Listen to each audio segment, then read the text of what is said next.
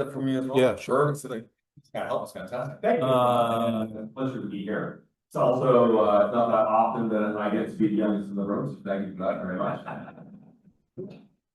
There are benefits everywhere you go. So my name is Bratt. I'm probably the executive director of the Kristen Advocacy Center. And I realize that a lot of you may not be familiar with Kristen's name. A lot of you may know of the center, but a lot of you may not know very much about the center. And so that's why I'm here today to tell you a little about the work we do. And if you remember one thing, I want you to take away that our focus is very simple. And the work that we do at the center is to transform trauma into triumph. And we do that by working with kids, typically between the ages of 3 and 18. And these are kids that have been victims of abuse, neglect, or worse, violence in Niagara. We also work with kids that have experienced all forms of trauma. Now, as adults, we may think that, kids who experience death of a loved one or witness a car crash or maybe even experience a divorce, that's just life. But for an 8-year-old, that can be a traumatic and life-changing event. And that's why we're here. This is why we do the work we do. I'll try, and I'm going to try and follow along with my slides, but I usually get off topic a little bit here. We know that abuse in Canada is something that is a very sad reality. We know that 1 in 3 girls and 1 in 5 boys will experience some form of physical or sexual abuse before they're the age of 18.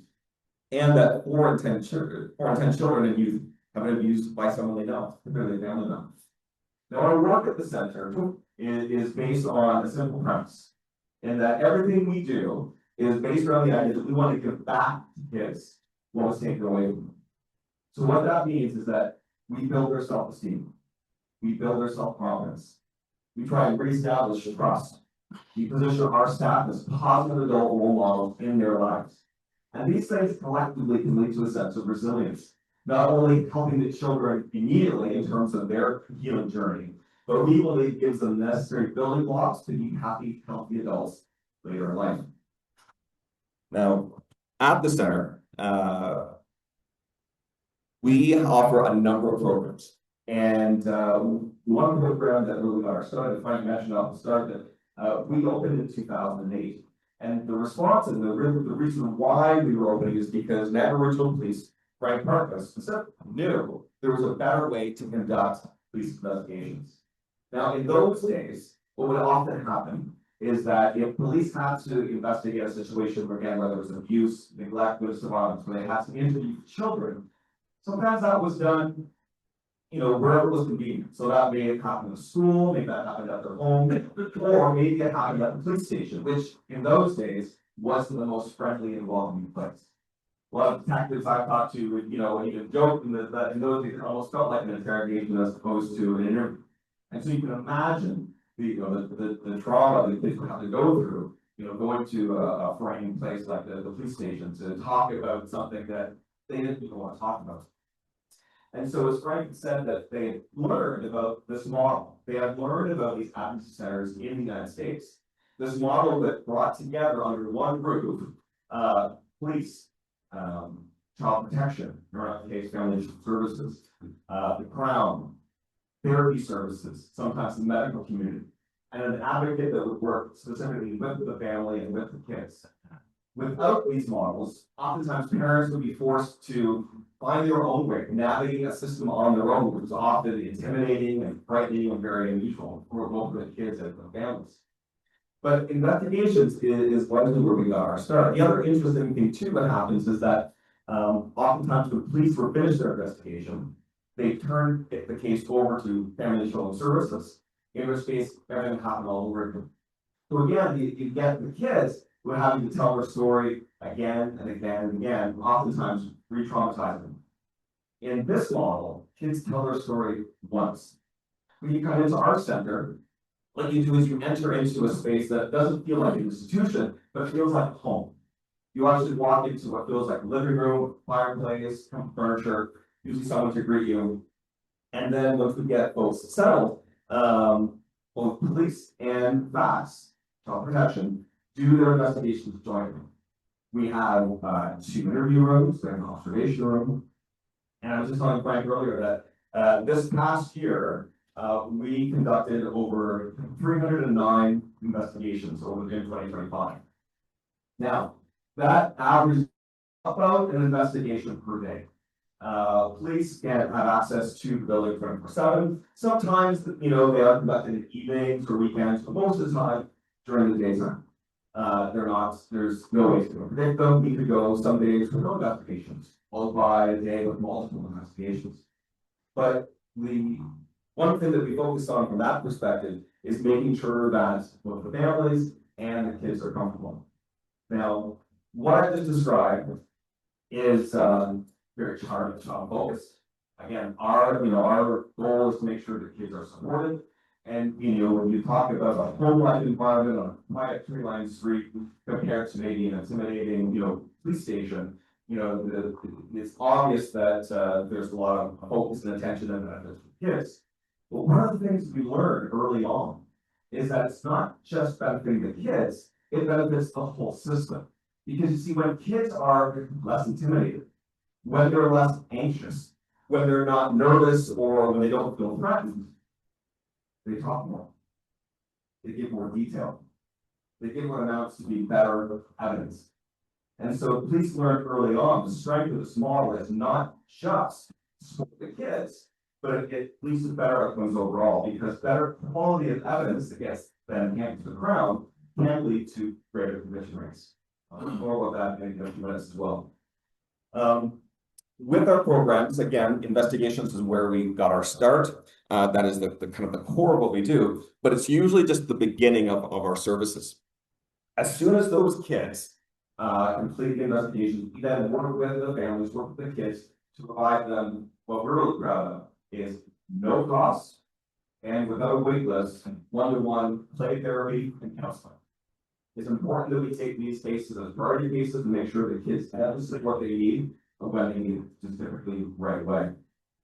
I'll mention it now before I forget is that with our investigations, with our therapy programs, with all the programs I'll talk about today, we're able to provide those services to children and families at no cost.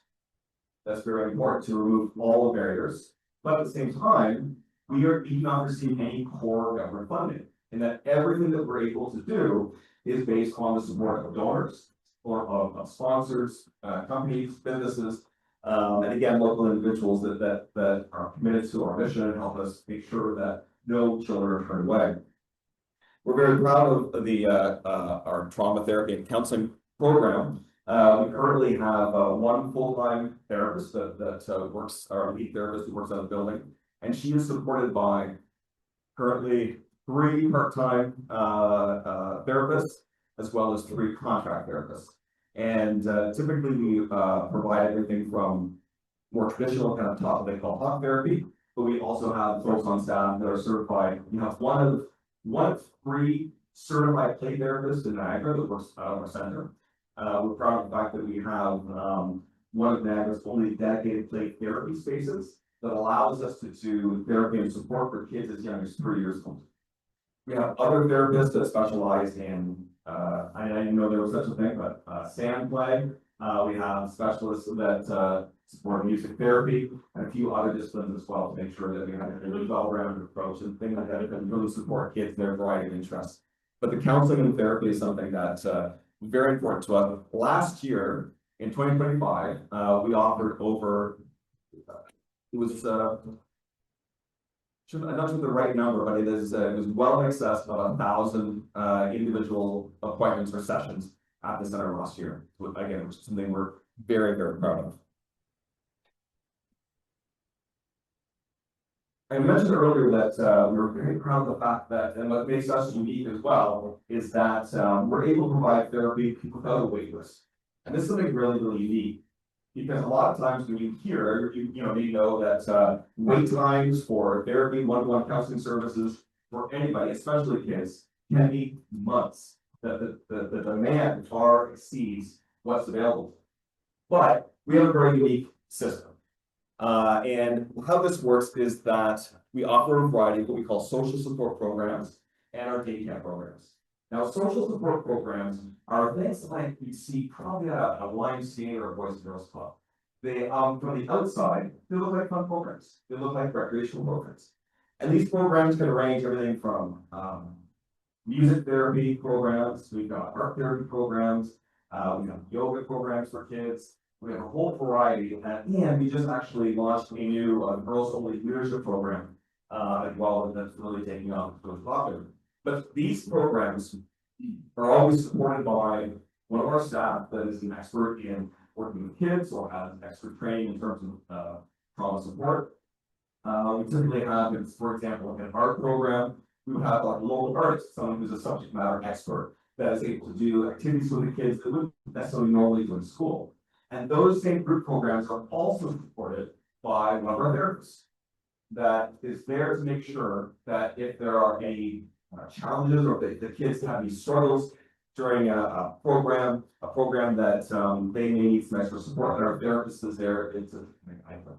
But the idea though is that we're able to take move kids out of therapy into these social support programs. Now, when I talk to a group of therapists, this doesn't make me very popular, but what I always say is the fact that as important as therapy is, we don't completely rely on it. We can't. Every child is different. We start kids with about 8 weeks of therapy, and then as we get closer to that 8 weeks, we ask a very simple question. How are they doing? Do they need more therapy? Do they need more one-on-one therapy? In some cases, they do, and the answer is yes, we'll continue. Oftentimes at no cost. But if the kids are ready for one of these social support programs, one of these group programs, then we move them out of one-on-one therapy into these group programs, which takes pressure off our therapy programs, meaning that if we have anyone on the wait list, they can immediately then move into therapy. The great thing about these group programs, though, is that they work collaboratively and kind of in conjunction with the one-on-one therapy, because sometimes the kids can go on these group programs, and it just so happens the therapist that's supporting the group program is the same therapist they've seen one-on-one for the last 8 weeks. But the thing is these group programs are wonderful because they can do things that one-on-one therapy can't. They can experience or they can expose kids to new relationships with other children that have experienced same or similar things. The ability to build relationships and build out a social network are very, very important components and that they just can't achieve in the one-on-one therapy. We also want to make sure that kids don't go over-reliant on that one-on-one therapy or any one individual, because we want to make sure they feel safe with a group of adults that all really care about them and have their best interest in mind. The other program that, I'm going to keep an eye on time here, but the other program we're very, very proud of is our summer day camp programs. So Camp Acorn, this is our 4th summer. We started Camp Acorn because we knew there were no opportunities for kids in the summer. And one of the things that's also very important to us as we're working with children is that, in fact, somebody asked me a little while ago, it was an interesting question, I know they asked it often, and it kind of threw me a little bit because they said, well, when are kids finished? When are they done? The answer is, well, they're never really done. We're here to support them as long as they need us.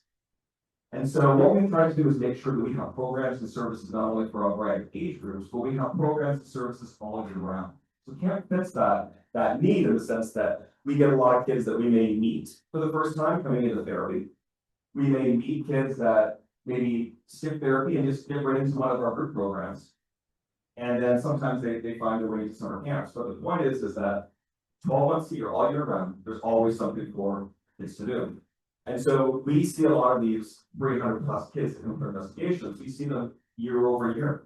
In summer camp, we can see the same kids that come back year after year because they love the program.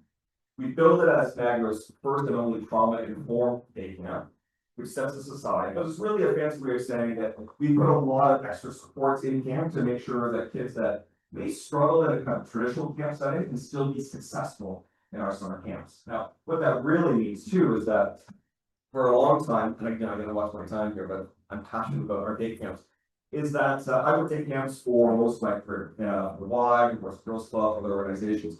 And invariably, there were always instances where kids would either need extra support, like one-on-one support, because perception was they had behavioral problems. Or those behavioral problems were so extreme for the camp that they would have to basically deny access. Which I suppose is another polite way of saying that they were kicked out of the camp. In our program, we don't have one-on-one support because we don't need it. Because what we've done is we've created a system where all kids are supported. And while there are consequences for bad behavior, our program makes sure that if a child acts in a way that they may have to take a break for a day, that's fine, but they're always welcome back because we never turn our backs up on our kids.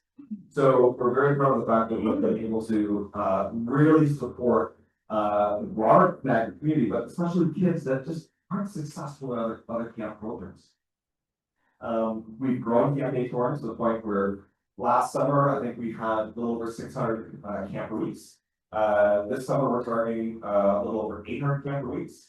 And we were proud to say that we're in 7 communities. So we offer camps in Grimsby, Beamsville, St. Catharines, Niagara Falls, Welland, Vancouver, and Fort Erie.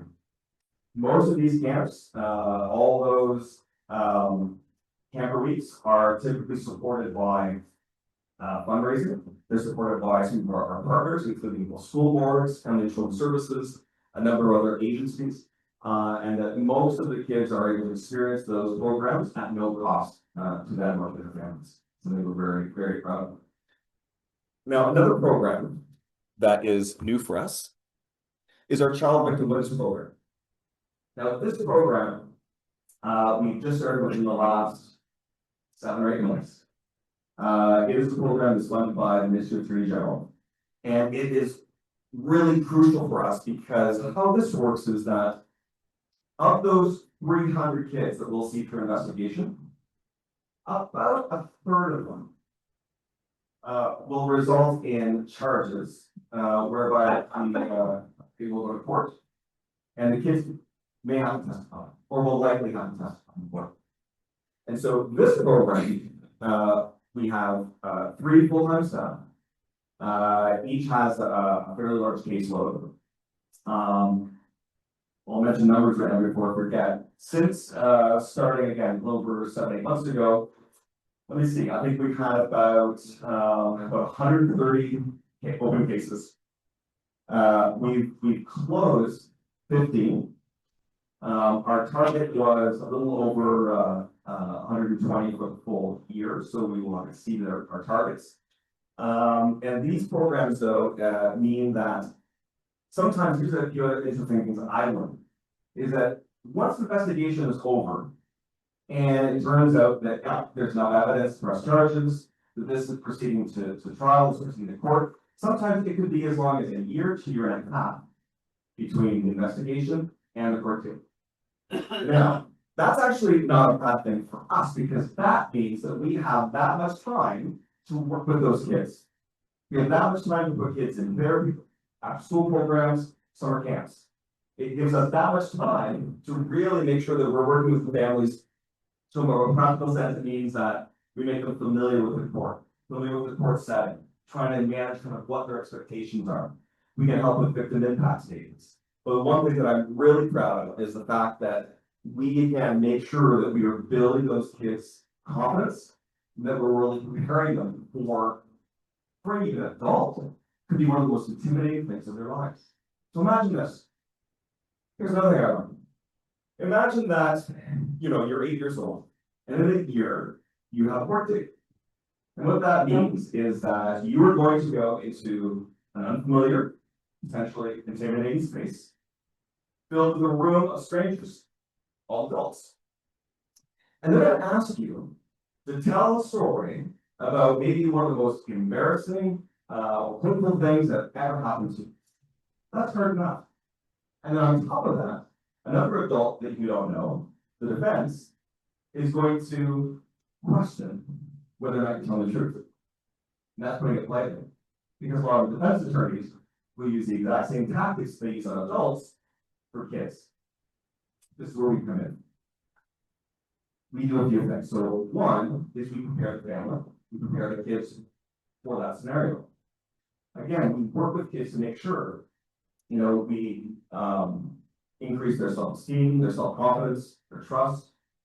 We make sure they're prepared from that perspective. The other thing that's unique, the other thing we're very proud of, is we have the opportunity to provide what they call remote testimony.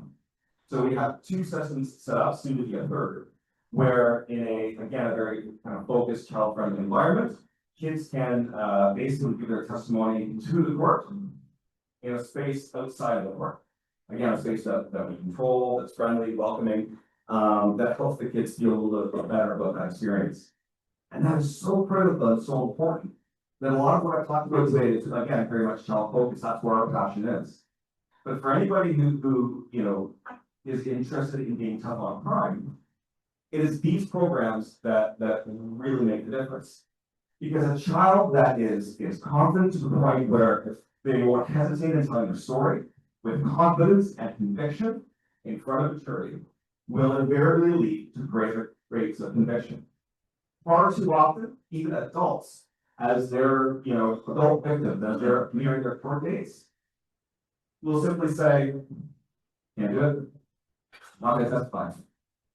In those cases, oftentimes, if there's no witness, the perpetrator gets off. In the case of crimes against children, which are among the worst in our society, we want to make sure that our victims, again, are prepared to testify, prepared to tell the truth. And we've seen some tremendous outcomes even in the last 7-8 months. But we have a very high caseload because there are a lot of kids in Niagara that need that specialized support. We are proud of that because prior to our involvement, kids in Niagara simply weren't getting that care. And so that's something that we feel that we're making a tremendous difference. Briefly, one of the other programs we're very proud of is our relationship with both school boards in Niagara. We do prevention programs. These are no-cost presentations that we do that range on a variety of topics. So we're able to work with the school boards and provide them a menu of presentations that we constantly change and upgrade. Oftentimes, we're able to offer approximately 3 to 5 unique presentations per grade from kindergarten all the way to grade 12. And then we have a staff team that will go into the schools and do these presentations. They're so valuable, especially from a prevention standpoint. We want to make sure that we're educating kids in a variety of topics to make sure that they're safer and that anytime we can avoid dangerous situations for them so that they don't come into our center is a win for us. Typically, our reach we are located in St. Catharines. The center is on Forster Street. We are currently looking at expanding our reach. We're looking at the possibility of having more permanent space in other communities, particularly Welland. Most of our kids that we serve are from the St. Catharines area. And these are stats from over a year ago. Currently, what we're finding is that there seems to be a disproportionate number of our cases that come from South Niagara. So if you were to include Welland, Colborne, Fort Erie, the whole southern strip, we serve more kids from that area than we do from the northern strip, even though northern strip has a greater population. There seems to be more incidents in the southern tier. And so we do have summer camp programs in those areas, but we feel we need a greater presence down there as well. I think these are some of the ones I mentioned. There goes. My staff are smarter than I am. 309 investigations last year, 624 camper weeks in 2025, 1,001, it's pretty close, 1,001 counseling and therapy sessions in 2025. So that's a lot of information. And I'm trying to get you guys a couple things. I can't say enough, but in a moment, not yet, I will open this to questions. Hopefully, if you've got some questions, if you've got some time, I'd love to see what you guys are bringing. But I also do want to take this time to mention that I guess a couple of things. First, that we are one of 12 child youth advocacy centers across Ontario. There are another 2 that are in development. Of those, it is a collective of over 50 child youth advocacy centers across the country. I'm currently the chair of our provincial network, and I sit on our board of our national association. Our center has grown tremendously the last number of years. We are one of the larger centers now operating in Canada in terms of the number served. We routinely get invitations and are hosting tours from other advocacy centers across the country to see our operations and to see the work we're doing. As Frank has said, is that, you know, the model that we brought back is we were the first. So let me put it this way, while there were other organizations doing same or similar work in Canada at the time, we were the first true child and youth advocacy center that developed a full model. And everything that we've achieved, everything that we've been able to do in terms of the numbers served, the impact we've had, the role model, you know, role that we have across Canada is, and he may disagree with this, but it's largely because of Frank Parkus. Frank Parkus was the driving force behind this center, and we are where we are today because of Frank. Now, Frank is a very humble guy. He will say that there are other folks that were involved, and that is true. There were other individuals that made all that possible, but we owe everything that we are today to Frank. And I can't, you know, thank you enough for everything that you've done that made all this possible. And it's quite remarkable because I was, you know, I often get asked, I was told again, it's a shame that we have to do this work. Well, it's an honor to do this work because if we weren't here, these kids wouldn't get the support they need. But none of this would be possible without Frank.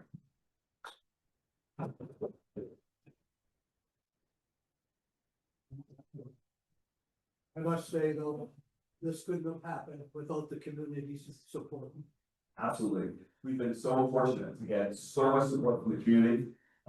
It's such a tremendous thing. And again, there's been lots of folks that have helped us through the years. But with that, we've got a floating microphone. If there are any questions, you got a little bit of time. Happy to. Hang on. You just have to remember how to do all this stuff. Okay. Here we go. Perfect. And Oh, I think I saw, did you see that over here? You're close over there, so you saw one. You. Oh, you on. We're spending it on. I'm assuming an 8-year-old child doesn't come into your centre on his own or her own. They're referred by somebody. The referral person, are they compromised? For example, between the child who's subject to incest from father, mother realizes this and comes to you.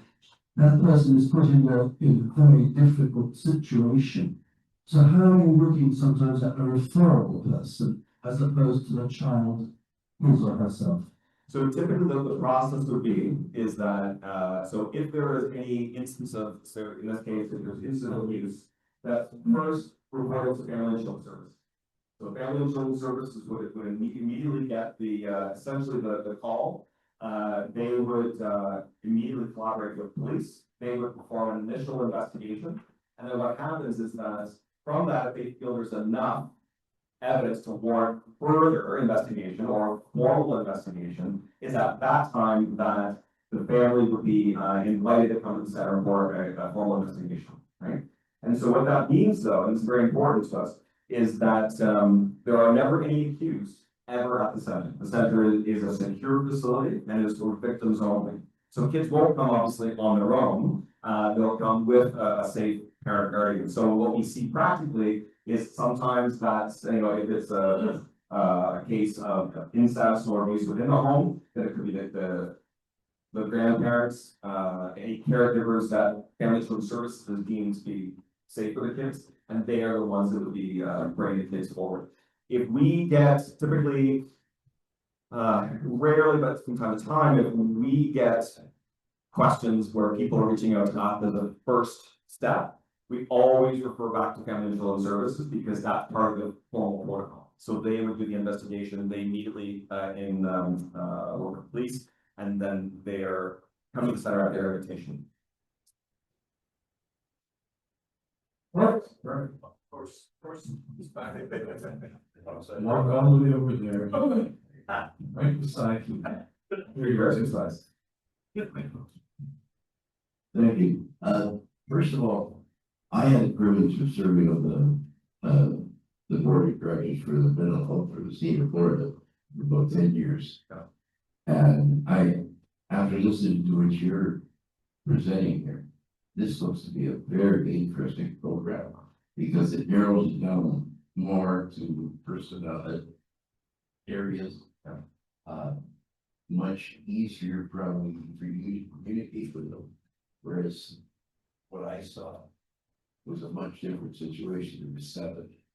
When you try to reach out to everybody, it doesn't work that way. But this is very good. It's not a question. It's more or less a comment on how well it does as a program. No, thank you very much. And again, we're very, very proud of it. We know that every child is different. Every child and their needs are different. You know, and by offering a variety of programs and services, the idea is that, you know, for some kids, you know, the hustle and bustle of day camp might not be a good fit. Well, that's not the only thing we do. We know that, you know, one-to-one therapy is incredibly powerful, but it might not be the best outcomes for everyone.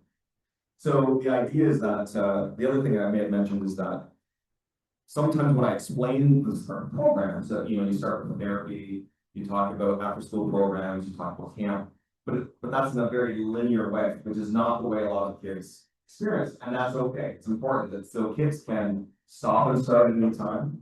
They can access any of our programs as a first step. As we get to know them, we can get them into other programs or other services based on their needs. We work collaboratively with the school boards. Actually, I didn't mention that too much, but I'll take a second now. Is that a couple of years ago, this is kind of an interesting thing. A couple of years ago, that there was another organization, very good organization in Niagara, and they do mental health supports. They offer free services for the schools. And when I talked to a number of teachers and principals and things like that, I was shocked at the fact that they would make these referrals.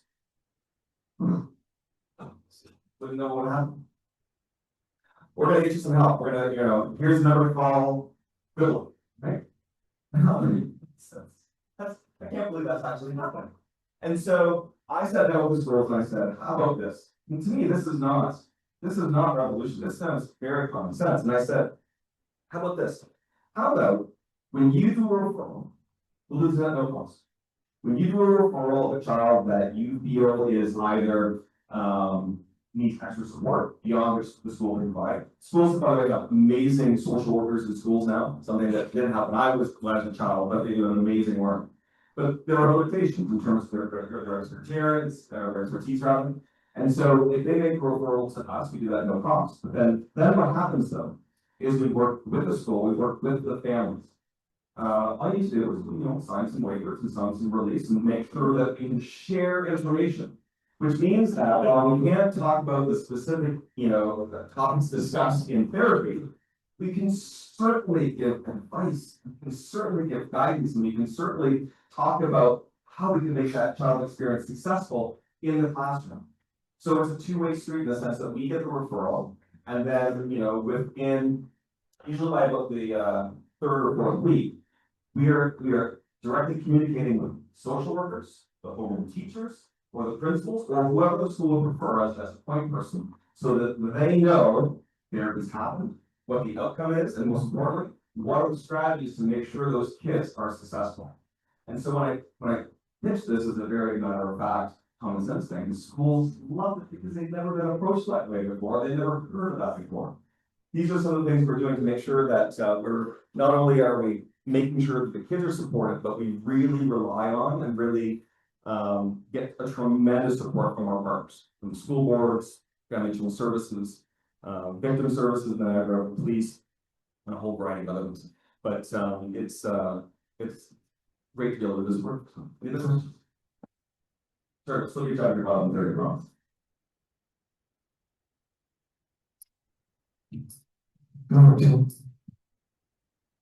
I just want to commend you and your organization for what you do.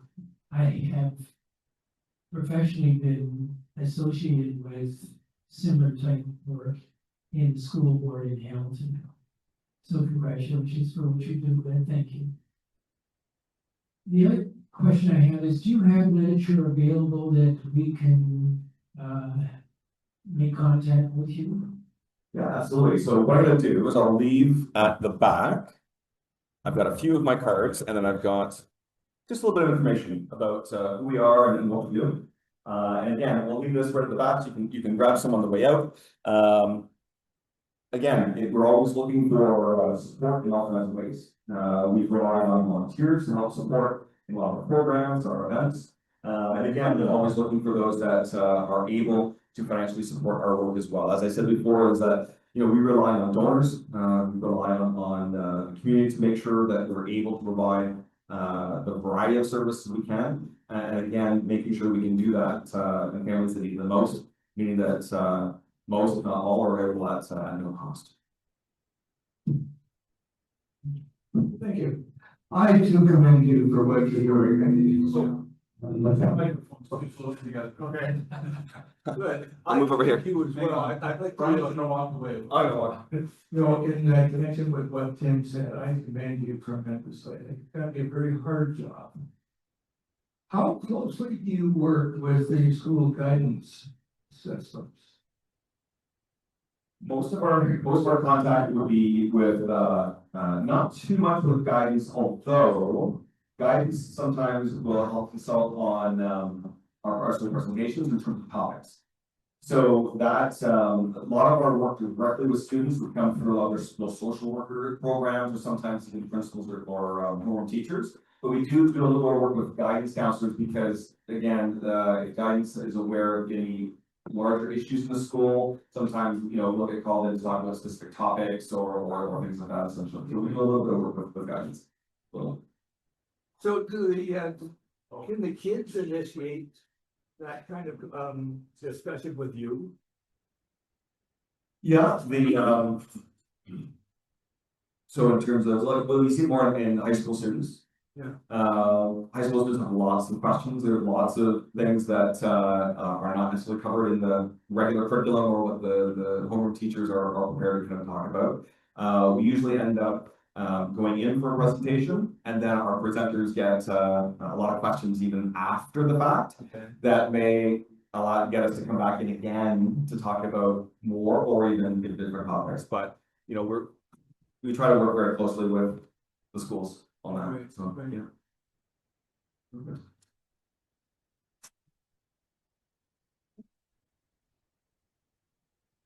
I think we're good. Excellent. Well, thank you very much, guys. It's been a pleasure. Thank you so much for allowing me to come and talk about something that we're very passionate about. You're right. It is very hard work, but it is incredibly rewarding. We see every day the difference that we're able to make. We see it in the kids, we see it in the families, and it's just a pleasure. So thank you once again, and thank you.